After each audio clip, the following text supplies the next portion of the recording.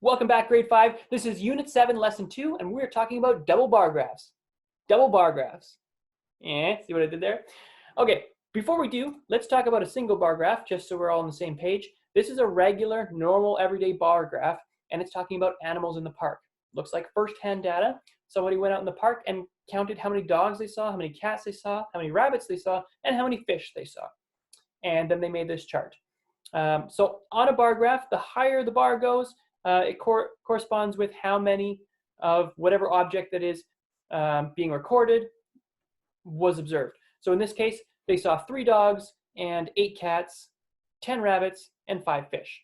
And you can find information from the chart. There's a couple questions they want us to answer here. So are there more cats or dogs? Well, it looks like there are more cats than dogs because the cats bar is much higher than the dog's bar, so that's an easy question.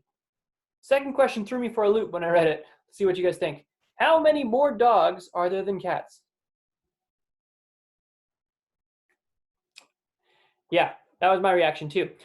There aren't more dogs than cats. There are 5 more cats than dogs. You could write that.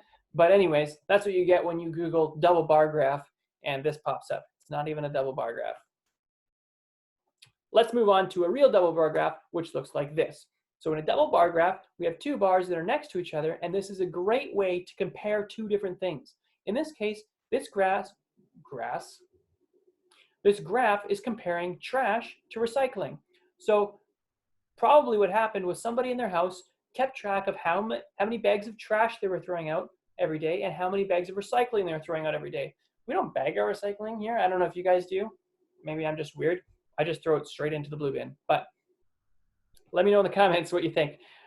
We don't bag our recycling, but these people did. And so their scale on the side here says 0, 0.5, that should be a decimal, 1, 1.5, 2, 2.5, and it's amount of bags. How many bags do they throw out? So for example, on day 1, they threw out 1 bag of recycling and 2 bags of trash. Okay, kind of interesting.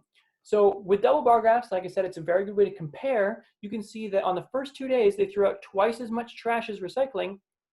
On the 3rd day, it was equal. And on the 4th and 5th day, they threw out twice as much recycling as trash. It's very visual. You can see all that right away. Whereas if you'd written it out in a chart, like we did on yesterday's lesson, it would take a little bit longer to notice those trends. That's one of the benefits of double bar graphs. It's very visual. You can see things very quickly. Let's take a look at now a triple bar graph. Now, this isn't in your math lesson, but you can really you can put as many bars in as you want to compare more and more things. You could do a quadruple or quintuple bar graph if you wanted to. We're only going to do doubles for today, but I wanted to show you that this is possible. This is a graph. They're comparing 3 different plants and their output from month to month. So maybe these are vegetation plants, like they have cucumbers or corn or whatever, and they're counting how many vegetables each plant is producing every month. So for example, you can see really quickly, again, visual, in January, red produced the most, whatever vegetable it's producing. But later in the year, blue and green doing a lot better. And then by July, green is really the only one that's producing a lot of vegetables, right? Very visual. You can see that really quickly. You're comparing 3 things. That's the benefit of these joint bar graphs. Let's look at another double bar graph. This is the last one, and then you guys can start your lesson. Number of M&Ms in each color is the title of this bar graph.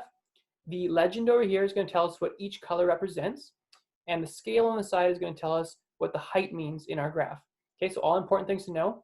And then we've got our colors or M&Ms down here. So what this graph is showing you is before I opened my bag of M&Ms, I picked numbers. How many red do I think they're going to be? I said 9. How many blue? I said 8. How many green? 7. Yellow, 9. Orange, 7. I haven't had M&Ms in a really long time. I don't even know, are there orange M&Ms or am I crazy? Actually I should have put brown in it. I'm pretty sure there's brown. Anyways, I just made this up. I made my predictions and then I opened up the bag of M&Ms and I counted each one. So that's again first-hand data. And I recorded my actual next to my predicted. So what I wanted to show you this double bar graph for, it can be really cool. Or another way you can use double bar graph is to show the difference between your estimations and your actual data by putting them next to each other in a double bar graph as well. So again, you can see that I was way off on red and maybe green and yellow and orange I was a little bit closer on. But though that's pretty much everything you need to know about a double bar graph. And that should help you answer the questions on Unit 7, Lesson 2.